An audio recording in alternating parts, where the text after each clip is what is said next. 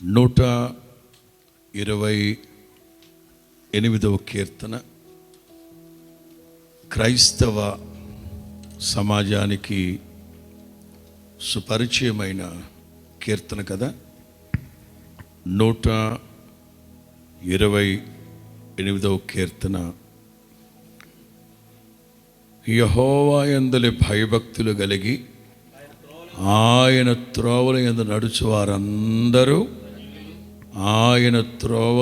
నడుచువారందరూ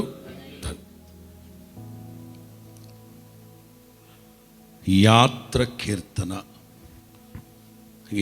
కీర్తన అన్న వెంటనే దావీదేదో తీర్థయాత్రకి వెళ్ళారు అనుకున్నారు. అది తీర్థయాత్ర ఇంకొక యాత్ర కాదు.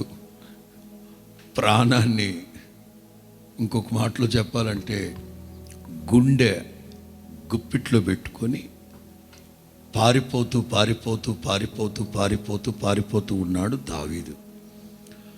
ఆ రోజున అంటే మీకు అర్థమయ్యేటట్లు చెప్తాను. ఇట్లాగే శ్రీనివాస్ లాంటి ఒక కుటుంబం మ్యారేజ్ జరుపుకుంటున్నారు అక్కడ ఫంక్షన్ హాల్లో. ఎవరో అందరు ప్రార్థనలో ఉండరు కదండి. కొంతమంది కాలుగాలి పిల్లిలాగా బయట తిరుగుతూ ఉంటారు.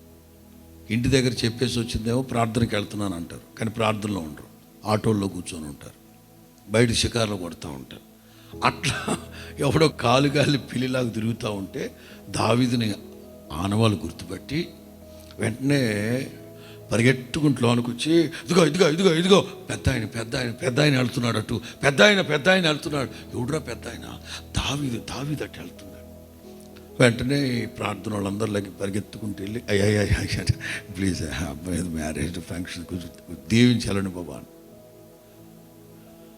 వెంటనే దావీదు వచ్చాడు. అక్కడ సినారియో మొత్తం చూశాడు. చూసి ఈ కీర్తనలో ఉన్న మాటలు తనకి సంబంధించిన వాళ్ళు కాకపోయినా ఒక ఆత్మీయుని హృదయంలో నుంచి వచ్చిన శుభ ఆకాంక్ష, దాన్నే శుభాకాంక్ష, శుభముతో కూడిన ఒక ఆకాంక్ష అంటే భవిష్యత్తులో మీరు ఇలా ఉంటే బాగుంటుంది, మీరు ఇలా ఉండాలి, అది ఆకాంక్ష. అది శుభముతో కూడిన ఆకాంక్ష. కొంతమందికి శుభం పలకరా పెళ్ళి కొడుక అంటే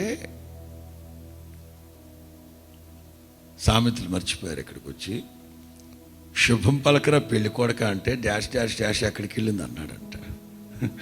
అట్లాగా కొంతమందికి శుభ ఆకాంక్ష ఉండదు, గుండెల నిండా విషం నింపుకొని ఉంటారు. అందుకని అట్లా కాకుండా శుభ ఆకాంక్ష. పెద్ద ఆయన వచ్చాడు, నిండు మనస్సుతో అక్కడున్న వేదిక మీద ఉన్న దంపతులను చూశాడు. చూసి ప్రారంభించాడు, యెహోవా యందలి భయభక్తులు కలిగి ఆయన త్రోవల యందు నడిచేవారందరూ ధన్యులు. ఎలా ఉంటాయి వాళ్ళ ఆశీర్వాదాలు? చాలా సంతోషంగా ఉంది నాకు. శ్రీనివాస్ ఎస్టిల్లా 2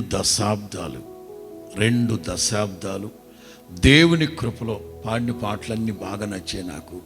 ఇంతకాలం ఎస్ మధ్యలో ఒక చరణం ఎక్కడో 40 సంవత్సరాలని పాడారు. 40 సంవత్సరాల వీళ్ళది 20 మేము కూడా పెట్టాం. మా హోసన్నా మినిస్ట్రీస్ 40 సంవత్సరాలు రూబీ జూబీలు అప్పుడు పాడాం. 40 ఏండ్లు నీ స్వాస్థ్యమును నరే నీ కృపా కాంతిలో నా చేయి విడువక నడిపించుచున్నది నీవు. మా హోసన్నా మినిస్ట్రీస్ని మనసులో పెట్టుకొని 40 సంవత్సరాలు ఒక సంస్థ నిలబడిందంటే దేవుని కృప కాకపోతే ఇంకేంటండి బాబా. 2 దశాబ్దాలు. వాస్తవంగా 20 అనే మాట నాకు ఎందుకు నచ్చిందంటే నవంబర్ 4వ తారీఖున అమెరికాలో కృపాజ్యోతి అలాగే డేవిడ్. ఆ దంపతులకి 20 సంవత్సరాల మ్యారేజ్ డే ఉంది. నవంబర్ 3 నేను అమెరికా వెళ్ళాలి. ఆ 20 గుర్తుంది నాకు. ఇదొకటి గుర్తొచ్చింది. ఇంకా చెప్పనా, ఇవాళ వేకువజామున నాకు స్పిరిచువల్ మెంటర్ అనబడే ఒక దైవజనుడు చెప్తున్న ఒక వర్తమానం ఇక్కడే 14 సంవత్సరాలు ఒక రబ్బీ దగ్గర నుండి నేర్చుకుని వచ్చాడు.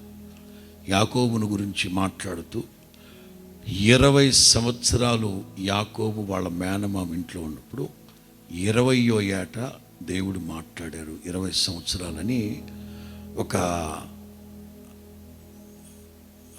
Next level. ఇప్పటి వరకు ఒక ఎత్తు, 20 ఏళ్ల పాటు మీ మేనమామ దగ్గర ఇట్లున్నావు. Today onwards next level. దైవ సేవకునిగా శ్రీనివాస్ కుటుంబాన్ని కూడా నేను ఆశీర్వదిస్తూ 20 సంవత్సరాలు ఒక విధంగా ప్రభువు నడిపించారు మిమ్మల్ని. ఇది మొదలుకొని మీ కుటుంబాన్ని నెక్స్ట్ లెవెల్లోకి ప్రభు నడిపించును గాక. సరే, ప్రతి కుటుంబం గుర్తుపెట్టుకోవాల్సింది, ఒక దైవజనుడు మనస్సా వాచ కోరుకుంటూ చెప్తున్నది ఏమిటంటే, నిశ్చయముగా నీవు నీ చేతుల కష్టార్జితమును అనుభవిస్తావు. దేవుడు ఏదేను అనే చోట ఓ తోట వేశారు. అందుకని దానికి ఏదేను తోట అని పేరు వచ్చింది. ఏదేను తోట.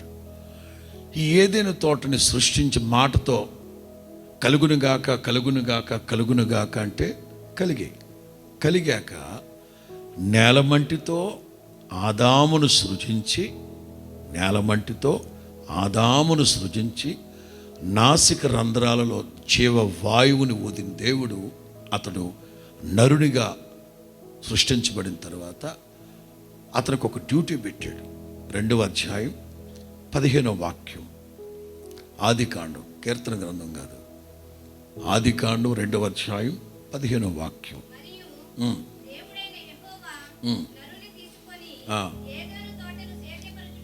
ఏం చేయాలంటమ్మా? అది 2, 1 సేద్యం చేయాలి, 2 వాచ్మెన్, 1 సేద్యం స్వయర్, 2 వాచ్మెన్, 1 సేద్యం చేయాలి. మొట్టమొదటి భార్య కాదు. దీని అర్థం ఏంటో తెలుసా? పని పాట లేనివాడికి పిల్లనివ్వద్దు అని అర్థం. సిగ్గు శరం ఉన్నవాడైతే చేసుకోడు. తల్లిదండ్రులు విసిగించి చేద్దామన్నా, యాగా నేనే మీ మీద ఆధారపడి తింటున్నా, మరి నేను ఇంకో డోలు కట్టుకొచ్చుకుంటే ఎట్లా అంటాడు. ఏది ఏమున్నోడైతే కదా. అవి ఏమి లేనివాడు అనుకోండి, దులిపేస్తాడు. దులిపే బ్యాచ్లు మంచివి కాదు. మొదట ఆదామును సృష్టించిన దేవుడు, the primary intention of God is this: నువ్వు సేద్యం చేయాలి, తోటంతటిని కావలి కాయాలి. సేద్యం చేయాలి, తోటంతటిని కావలి కాయాలి. అది మనసులో పెట్టుకుని దావీదు అంటాడు, మొట్టమొదటిగా నీ చేతుల కష్టార్జితాన్ని నీవు అనుభవిస్తావు. ఇది అద్భుతమైన ఆశీర్వచనం. ఒక సేవకుని ఆత్మవశుడైన దావీదు హృదయంలోంచి వచ్చిన మొట్టమొదటి దీవెన, ధన్యకరమైన జీవితం అంటే ఏంటంటే యెహోవా యందలి భయభక్తులు కలిగి ఉండడం. ఈ కుటుంబం చక్కగా దేవునిలో నాటబడి, వాక్యముతో అంటుకట్టబడి, ఆత్మ సంబంధమైన అనుభవాల్లో దేవుని ఎడల భయభక్తులు కలిగిన కుటుంబం. 2, నీ చేతుల కష్టార్జితాన్ని నీవు అనుభవిస్తావు. నెక్స్ట్, నీవు ధన్యుడవు. ఎలాగా? భార్య దొరికిన వానికి చెప్పాలి. భార్య దొరికిన వానికి చెప్పాలి. భార్య దొరికిన వానికి ఇట్లా అంటుంటే అదిగో అక్కడ ఒక అతను లేచి, ఇప్పుడు కాదే, లోతు భార్య ఆత్మ తక్రీ చేస్తూ ఉంటుంది ఆడవాళ్ళు, వెంటనే మేడానికి తిప్పేస్తుంది. ఒక మీటింగ్లో అన్న, ఒక పెళ్ళిలో ఎగర్ చేయెత్తాడు. ఏంటమ్మా అన్న, నేను మాట చెప్తాను సార్ అన్నాడు. నాకే టైం లేదు బాబు, నువ్వేం చెప్తావు అన్నా. భార్య దొరికిన వానికి మేలు దొరుకునని బైబిల్లో ఉంది, కానీ సార్ నాకేమో తల్లండా పేలు దొరికేశారు అన్నాడు. ఎక్కడెవరా అన్న, నా పెళ్ళం పేలని నాకు ఎక్కేసేయండి బాబా ఇంకొకళ్ళు లేచాడు, ఉరకా భార్య దొరికిన వాడి పేలు అంటావు, నాకు వేలు వేలు వేలు వేలు దొరికాయి అన్నాడు. ఏం దొరికాయంట అంటే కట్నం తీసుకున్న గాడిది.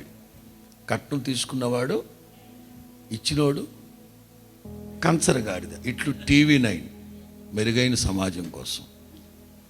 స్తోత్రం చెప్పండి గట్టి. వాక్యం అంటుంది, నీ చేతుల కష్టార్జితాన్ని నీవు తినాలి.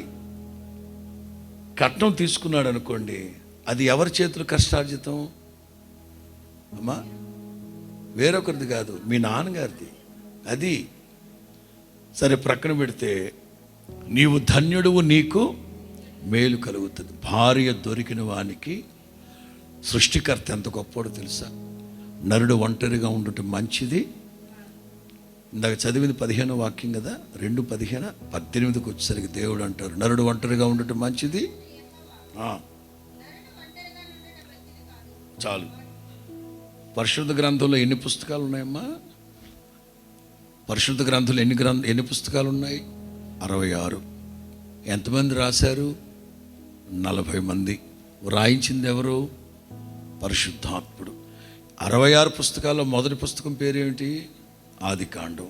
మొదటి పుస్తకం మొదటి అధ్యాయాన్ని క్షుణ్ణంగా చదివితే ఒకసారి కాదు, 2 సార్లు కాదు, సాక్షాత్తు సృష్టికర్త అయిన దేవుడే మంచిది, మంచిది, మంచిది, మంచిది, బహు మంచిది, భలే మంచిది, చాలా మంచిది మొదటి అధ్యాయంలో. 2వ అధ్యాయానికి వచ్చేసరికి ఆ సృష్టికర్త అయిన దేవుడే అంటారు, నరుడు ఒంటరిగా ఉండటం మంచిది. అంటే దేవుని దృష్టికి మంచిది కాదు అన్నారంటే కాదంతే. దేవుని మాటలో ఎవ్వరు కాదనకూడదు. Irrefutable fact. ప్రభు మాట ఎవ్వడు కాదనకూడదు. మీరు లోకానికి ఉప్పై ఉన్నారు అంటే ఉప్పే. అంత చీప్గా ఉప్పుతో పోల్చేవేంటి ప్రభువా, నేను పంచదార ఉంటాను అన్నావా, షుగర్ వచ్చి పోతావు. యేసు ప్రభు ఉప్పు అంటే ఉప్పే, పప్పు అంటే పప్పే. పప్పు వద్దులే, కంపడిపోద్ది. అది నరుడు ఒంటరిగా ఉండటం మంచిది కాదు. సాటి అయినా ఇది ఇది నీవు ధన్యుడువు, నీకు ఏమిటా మేలంటే భార్యని కలిగి ఉండడం మేలు. దేవునికి మహిమ కలుగున కాక. ఎలా ఉండాలి భార్య? నీ భార్య నీ లోగిట ఫలించడి ద్రాక్షవల్లి. నీ భార్య నీ లోగిట ఫలించడి ద్రాక్షవల్లి. ఒక ఆత్మవశుడైన దావీదు ఆ దంపతులను చూస్తూ చెప్తున్నారు, నీ భార్య నీ లోగిట ఫలించడి ద్రాక్షవల్లి. మీరు గమనించండి, ద్రాక్షవల్లి ఒంటరిగా అది ఫలించలేదు. తప్పనిసరిగా దేన్నైనా చుట్టుకుంటూ చుట్టుకుంటూ చుట్టుకుంటూ హత్తుకొని ఆ ద్రాక్ష తీగ ఆ పాదు మీద అల్లుకోవాలి. అందుకే ప్రభు అంటాడు, నిజమైన ద్రాక్షవల్లిని నేను, మీరు ఏగలు కాదక్క, తీగలు. ద్రాక్షవల్లిని నేను, మీరు నీ భార్య నీ లోగిటి ఫలించడి హత్తుకొని. భార్యలారా మీ భర్తల్ని హత్తుకొని ఉండండి. ఏ భార్య అయితే భర్తని హత్తుకొని ఉంటుందో ఆ భార్య ద్రాక్షవల్లి. మీ పిల్లలు మీ భోజనపు బల్ల చుట్టూ, మీరు గమనించండి, ద్రాక్షవల్లి ప్రక్కనే ఒలివ చెట్లు ఉన్నాయా? మీరు గుర్తుపెట్టుకోండి, రేపు ఖాళీగా, శుక్రవారం బిజీ మీరు. రేపు రాత్రికి ఆగస్టు 31వ తేదీన, మొన్న ఆగస్టు 31వ తేదీన రాజమండ్రి మహాదేవుని గొప్ప మందిరంలో 23వ కీర్తన గురించి చెప్పాను నేను. ఎన్గేది అని చెప్తూ వరుసలుగా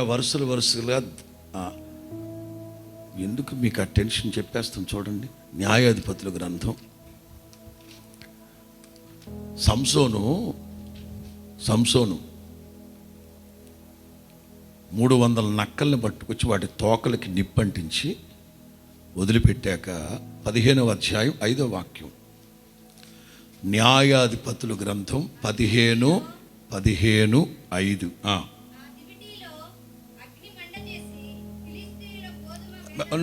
ఒక్కొక్క చెట్ల ఒక్కొక్క చేన గోధుమ చేలల్లోకి వాటిని పోనిచ్చాడట.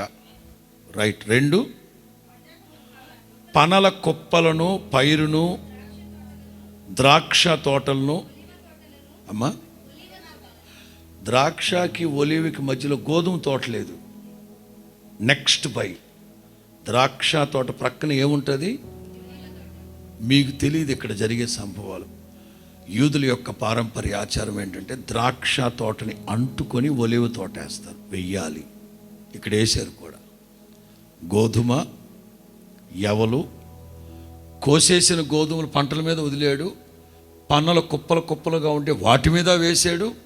నెక్స్ట్ బై ద్రాక్ష, ఆ నెక్స్ట్ ఒలివ్. అందుకే దావీదు ఒక కుటుంబాన్ని ఆశీర్వదిస్తూ, నీవు ధన్యుడివి, నీ భార్య నీ లోగిటి ఫలించే ద్రాక్ష వల్లి వలె ఉంటుంది, మీ భోజనపు బల్ల చుట్టూ మీ పిల్లలు ఒలీవ మొక్కల వలె ఉంటారు.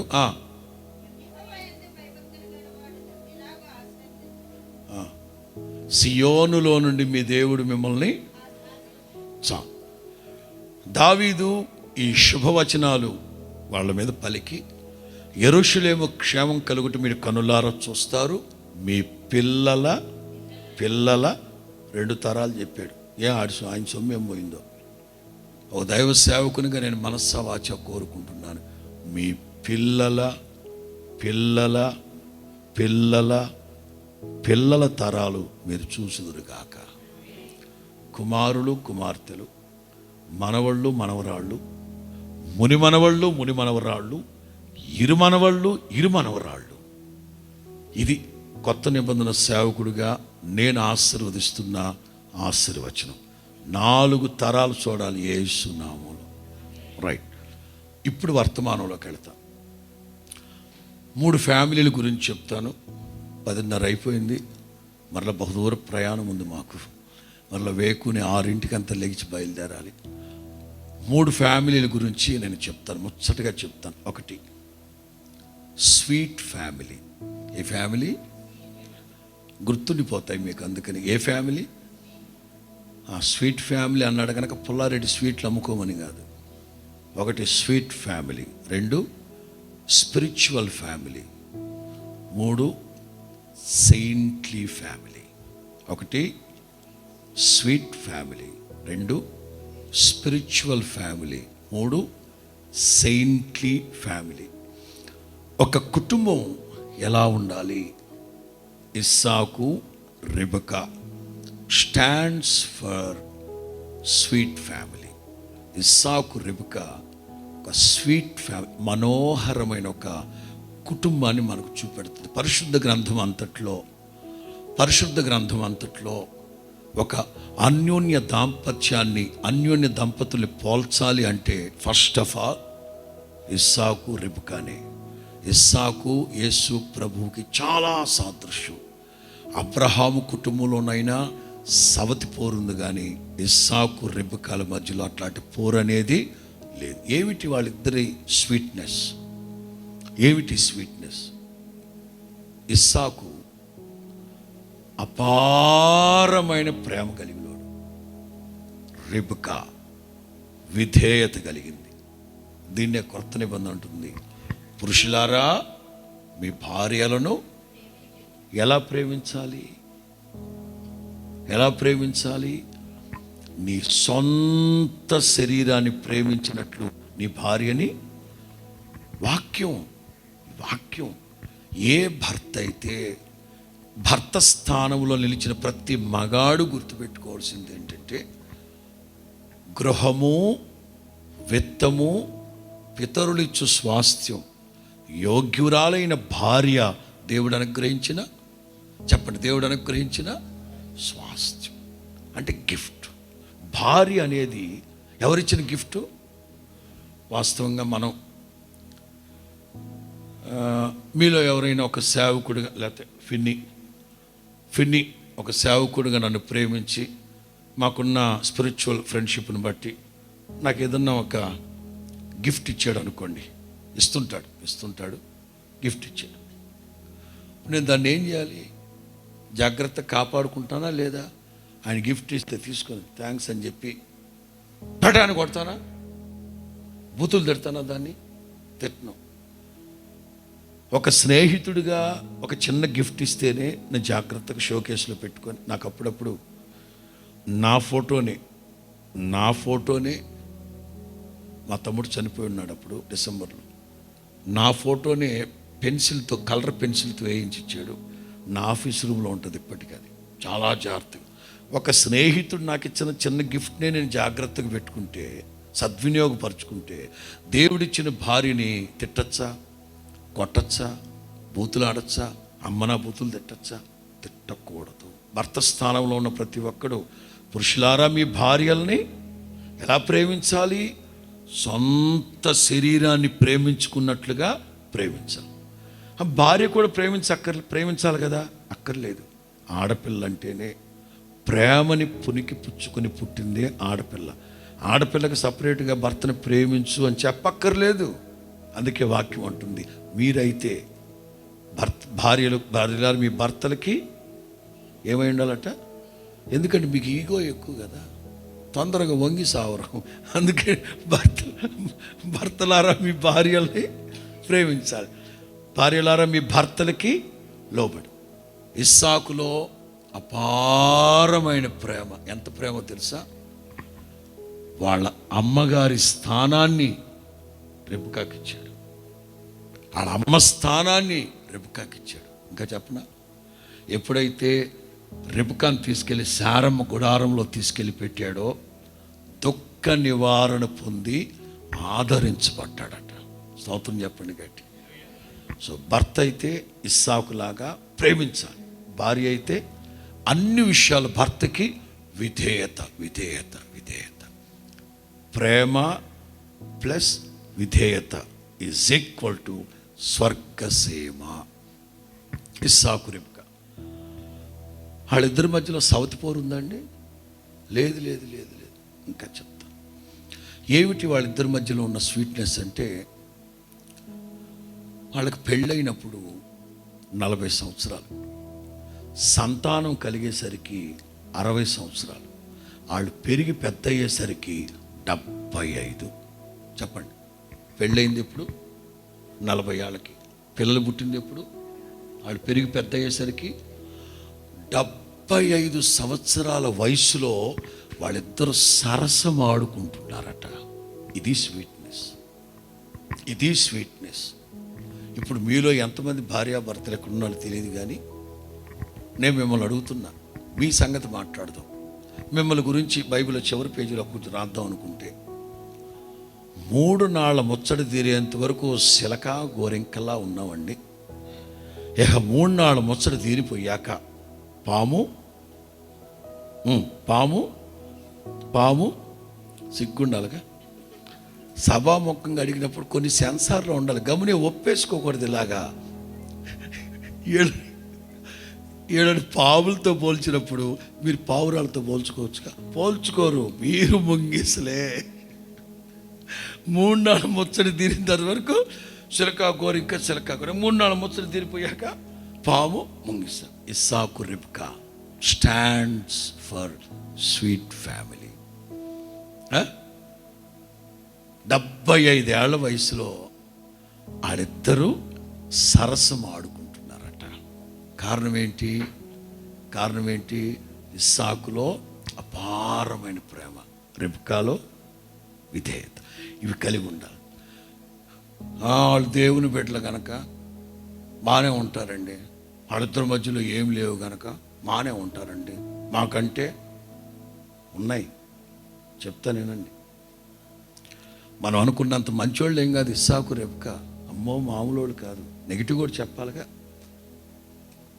ఇస్సాకు వృద్ధాప్యంలో ఉండి సావుకు సిద్ధమయ్యి ఏశావుని పిలిచాడు. నేను చనిపోయే లోపు నా దగ్గరున్న దీవెనలన్నీ నీకు ఇచ్చేస్తా, వేటాడిన మాంసం తీసుకునిరా, మొత్తం నీకు ఇచ్చేస్తా అన్నాడు. ఈ మాటలన్నీ వింటుందా లేదా? తలుపుకు చెవులు ఉంటాయా లేవా? వినిందా లేదా? వాడు ఏసా వెళ్ళిపోయిన తర్వాత ఈ వచ్చి, ఏమండి ఉన్నది 2 పిల్లలు, ఎంత పంచినా తరతరాలకు సరిపడా ఉంది, వాడిని ఒక్కడిని ఆశీర్వదిస్తే ఇప్పుడు చిన్నోడు ఏమైపోతాడండి? ఏం మాట్లాడవా? భర్తతో మాట్లాడదా? అర్థమవుతుందా మీకు? రెబెకా మాట్లాడాలన్నా, వచ్చి భర్త దగ్గర మనసు విప్పి మాట్లాడాలన్నా, వాళ్ళిద్దరి మధ్యలో మనస్సు విప్పి మాట్లాడుకునేంత చనువు లేదు అనే చెప్పాలి. ఇక్కడ కన్న కొడుక్కి అబద్ధాలు నేర్పించింది, వేషాలు వేయించింది, మోసం చేయించింది భర్తని. మరి లేవో వాళ్ళిద్దరి మధ్యలో? మరి ఎందుకు పోలుస్తున్నాను స్వీట్ ఫ్యామిలీ అని? చెప్తాను వినండి. జరిగిన సినోరియా మొత్తం ఇస్సాకు తెలుసు. రెబెకానే చేసింది ఇదంతా, వాడు అని అనుకున్నాడు అధ్యాయంలో. తర్వాత అధ్యాయంలో 28లో వినండి. ఈ రెబెకా యాకోబు దగ్గరకు వచ్చి, ఏశావు కుమార్తెల వలన, అంటే పెద్ద కోడళ్ళ వలన నా ప్రాణం విసిగిపోయింది, అందుకని చిన్నాన్ని మా ఊరు పంపించి భర్తని అవతలు చేసుకోవద్దని చెప్పు, నా లాటి పతివ్రత శిరోమణి చేసుకోమని చెప్పు అని చెప్పింది భర్తకి. ఇస్సాకు ఏమనాలి? ఆ ముందాధ్యాయంలో ఏం చేసింది మనిషి? కళ్ళు లేవు కదా, ఎట్రా దగ్గరకు రా రా రా, కొంచెం లెఫ్ట్ టర్న్ ఇచ్చావా? పెటాని కొట్టాలి. పనికి మాలిందా నువ్వు పతివ్రత శిరోమణి అక్కడే? అడిగి యాకోబు గాడికి మా అబద్ధాలు నేర్పించాడు, మోసం చేసావు అని తిట్టాలనా? అవునా, పంపించేద్దాం మీ అన్నోళ్ళ ఇంటికని. 28:5 ఆదికాండం 28:5. ఎట్లా పంపిస్తావా పెద్దాయన? ఎట్లా పంపించేస్తావు యాకోబుని? స్తోత్రం చెప్పండి గట్టిగా. నా మాటలు అర్థమైతే అలేలు చెప్పండి. ఇస్సాకు రెబెకా స్వీట్ ఫ్యామిలీ. మరి వాళ్ళిద్దరి మధ్యలో గొడవలు తగాదాలు లేవా? ఎన్ని ఉన్నా ఆ ప్రభావం పిల్లల మీద పడకూడదు. మీ ఇద్దరి మధ్యలో ఎన్నైనా ఉండొచ్చు, కింద పడండి, మీద పడండి, దొర్లాడు, ఏమైనా చేయండి, మీ ప్రభావం పిల్లల మీద పడకూడదు. రెబెకా అంత మోసం చేయించిందని తెలిసి కూడా వాడిని అక్కడ పంపించేయమంటే అలాగే పంపించేసాడు. ఇంకా చెప్పనా, పెద్ద సబ్జెక్ట్ మన చిలకలూరుపేటలో కొంచెం అద్దంకిలో కొంచెం స్టార్ట్ చేశా. అదే పద్దనరాముకి అబ్రహాము ఎలియాజరుతో చెప్పాడు, మా అబ్బాయిని తీసుకెళ్ళొద్దు అక్కడికి, వాళ్ళు మంచోళ్ళు కాదు అక్కడ, మా అబ్బాయిని తీసుకెళ్ళొద్దు, ఇస్సాకుని తీసుకెళ్ళొద్దు, అస్సలు వద్దు, వాళ్ళు మంచోళ్ళు కాదు అని నిన్ను ఆపాడుగా మీ నాన్న. ఇదే ఇస్సాకు యాకోబుని ఒంటరిగా తరిమేశాడు. అక్కడ పోరా ఉంటాడు. ఎట్లా పంపిస్తావు ఆయన? ఎలియాజరుని పంపించేటప్పుడు 10 ఒంటెలు ఇచ్చి పంపించాడు. అంటే ఒంటె అంటే బెంజికారులు, 10 బెంజికారులు. యాకోబుని తరిమేసేటప్పుడు ఇస్సాకు జత బట్టలు కూడా లేకుండా తరిమేశాడు. ఎన్ని ఉన్నా వాళ్ళని స్వీట్ ఫ్యామిలీ ఎందుకంటున్నాను తెలుసా? భార్యాభర్తలు ఒకరినొకరు అర్థం చేసుకునే విశాల హృదయాలు ఉండాలి. అట్ ద సేమ్ టైం ఒకళ్ళ హృదయం హత్తుకొని ఉండాలి. భర్తలో అపారమైన ప్రేమ, భార్యలో తగ్గింపు, ఇవి 2 కలిగి ఉన్నప్పుడు స్వీట్ ఫ్యామిలీ. రెండో మాట స్పిరిచువల్ ఫ్యామిలీ. సంసోను తల్లిదండ్రులు స్టాండ్స్ ఫర్ స్పిరిచువల్ ఫ్యామిలీ. సంసోను తల్లిదండ్రులు స్పిరిచువల్ కుటుంబం. ఎట్లాగంటే ఇల్లాలు పొలంలో పనిచేసుకుంటుంటే దేవదూత వచ్చి కనిపించాడు. ఒక దేవదూత తిరుగుబోతులకి తాగుబోతులకి కనిపిస్తారా? హృదయ శుద్ధి గలవారు ధన్యులు, వారు హృదయంలో చెత్తా చెదారం పోగు చేసుకున్న వాళ్ళు దుర్మార్గులు. వాడికి ఎవరు కనిపిస్తారు? దయ్యం తొక్కుతాడు రాత్రి అంతా. హృదయ శుద్ధి ఉంటే దేవుడు వస్తాడు, శుద్ధి లేకపోతే బాబాయ్ ఎవరాడు వెంటనే వచ్చేస్తాడు. ఈవిడ ప్రార్థన చేసుకుంటుంటే, పొలం పని చేసుకుంటుంటే దేవదూత కనిపించాడు. గ్లోరీ కమాన్ అనుకుని ఇంటికి వెళ్ళింది. ఇంటికి వెళ్ళి భర్తతో చెప్తూ ఇంకా ఏదో చాలా చెప్పాడు బాబా, మర్చిపోయినాడు, బుర్ర తక్కువదానా, దేవతో చెప్పాడు, జాగ్రత్త వినాలి కదా, ఎలా మర్చిపోతావు నువ్వు, పోదాం మరలా పొలానికి. భార్యాభర్తలు ఇద్దరు పొలానికి వెళ్ళి మోకరించారు. మరలా దేవదూత కనిపించాడు వాళ్ళకి. ఇద్దరికి కలిపి చెప్పాడు భార్యాభర్తలకి, ఇలా ఉండాలి, అలా ఉండాలి, అలా ఉండాలి. అలాగే బాబా స్తోత్రాలు బాబా ఒక్క నిమిషాలు కూర్చో బాబా, దుప్పటి కప్తాను బాబా, షాలు కప్తాను బాబా. దేవదూత అన్నారు, షడప్, నేను కాదు సన్మానానికి యోగ్యుడు, మీ ఆరాధ్య దైవమైన దేవుడు సన్మానానికి యోగ్యుడు అని దేవదూత తెలిపి. నీకు చెప్పదలిచింది ఏంటంటే, ఆ ఫ్యామిలీ, ఆ భార్యాభర్తలు ఇద్దరూ దేవదూతలతో మాట్లాడేవాళ్ళు, దైవ ప్రసన్నత కలిగింది వాళ్ళకి. దేవదూత వెళ్ళిపోయాక, ఏమే దేవుణ్ణి చూసినోడు బతకలేదు కదా, దేవుడు మనకు దర్శనం ఇచ్చాడంటే ఇక మనం చచ్చిపోతాం, ఇక మనం పాడు రెడీ చేసుకోవాల్సిందే మన ఇద్దరం అని అన్నాడు. భర్త అన్నాడు గనక తందాన అనిందా భార్య? అనిందా? అనకూడదు. అట్లాగని భర్తకి ఎదురు తిరగమని కాదు నేను అనేది. భార్యాభర్తలు ఇద్దరు కూర్చొని మాట్లాడుకోవాలి.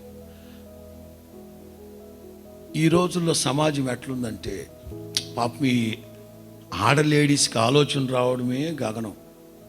ఏదో ఒక ఆలోచన, ఒక ఐడియా వచ్చింది, ఏమండి నేను ఒక ఐడియా చెప్పనా నీకు అంది. కలుపు మొక్కలు బీక్కునేదేనా, నువ్వేందే నాకు చెప్పేదే అని అనకూడదు. అన్నీ నీకే తెలియవు, అదే గుర్తుపెట్టుకోండి. భర్త అంటాడు, మనోహ అంటాడు, దేవుణ్ణి చూసినోడు ఎప్పటికీ బ్రతకలేదు, నిశ్చయముగా దేవుడు మనల్ని చంపడానికే దర్శనమిచ్చాడు అని అంటాడు ఆయన. భార్య తందన అనాలా?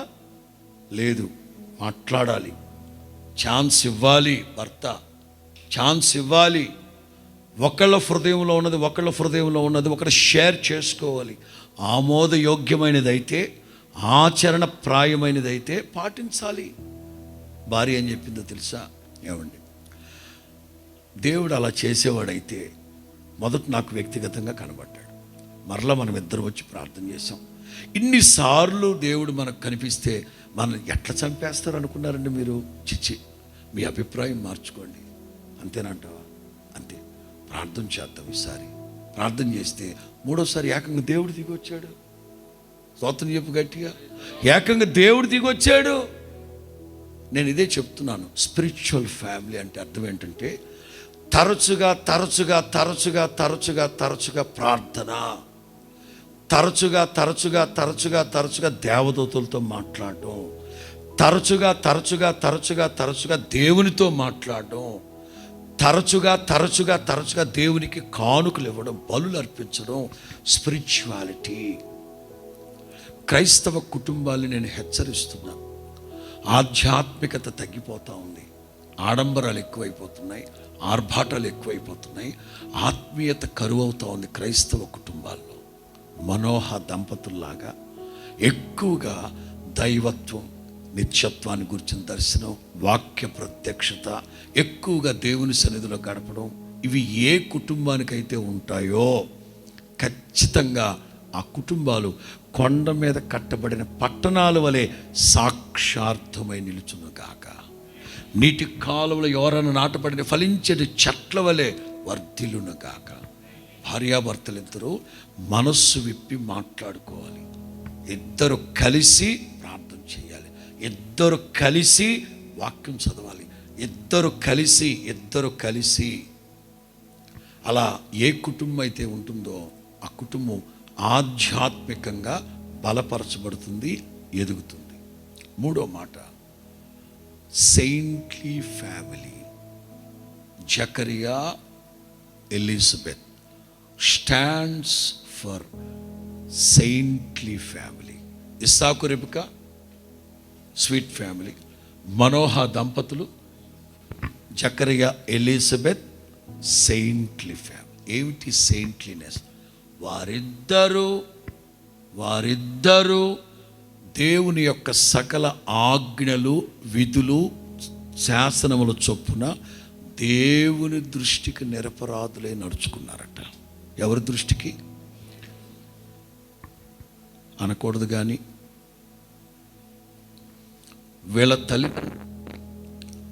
వీళ్ళ తల్లిదండ్రులు బాధపడతారేమోనని తల్లిదండ్రుల దృష్టికి ఏదో కలిసి ఉన్నట్లుగా ఉంటున్నారు. వీళ్ళ తాలూకు ఎవరైనా ఏమన్నా అనుకుంటారేమోనని నటిస్తున్నారు. మనుషుల దృష్టికి కాదు సుమా, మనుషుల దృష్టికి కాదు, దేవుని దృష్టికి మరుగై ఉన్నది ఏది లేదు. అందుచేత జకరియా, ఎలిజబెత్ ఆ ఇంట్లో సమస్యలు లేవా? ఉన్నాయి. ఎలిజబెత్కి సంతానం ఉందా? లేదు. అట్లాగని బంధువులందరూ సంతానం లేనంత మాత్రాన్ని శ్రీమంతం చేశారు. ఆమెకి ఎత్తిన పెట్టుకున్నారా? 26 మనుషుల మధ్యలో నాకున్న నింద. చదవండి లూకాసు వార్త 1వ అధ్యాయం.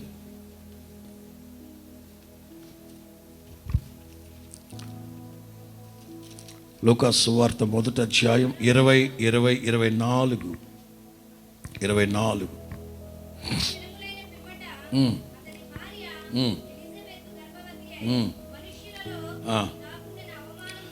నాకుండిన మనుషుల్లో మా బంధువులు, ఆడబడుచులు, అత్తమామలు, మా బంధువులు, నా తల్లిదండ్రులు, నా తోబుట్టువులు ఆడిపోసుకున్నారు నన్ను.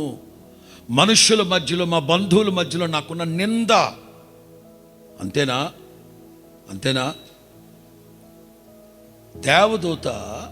దేవదూత మరియమ్మ తల్లితో మాట్లాడుతూ, మీ బంధువును చూడు, మీ బంధువు ఎలిజబెత్, అందరూ ఆవిడ ఏమని పిలుస్తున్నారు? అది సంగతి. దేవదూతకు కూడా తెలుసు ఆవిడ అందరూ ఏమంటున్నారు. చదవండి చివరి వాక్యం 36 వాక్యం. తన వృద్ధాప్యమందు ఒక కుమారుని గర్భము ధరించి ఉంది. గొడ్రాలు అనబడిన ఎవరన్నారు గొడ్రాలని? ఊరంతా అంటున్నారు ఆవిడ్ని. ఊరంతా ఆవిడ ఎలిజబెత్ అనట్లే. ఆ ముసలిదిరా, ముసలి నాకు ఆ గొడ్రాలా, ఆ గొడ్డు పోసిందిరా. ఆవిడ పేరు ఎలిజబెత్ కదా, తెలియదు. దాని గొడ్రాలు అంటా ఉన్నాం దశాబ్దాల పాటు. మరియమ్మ తల్లితో చెప్తున్నాడు దేవదూత, ఇక మీద గొడ్రాలు అని అనబడదు. అంటే జకరియా 1వ అధ్యాయం 6వ వాక్యం.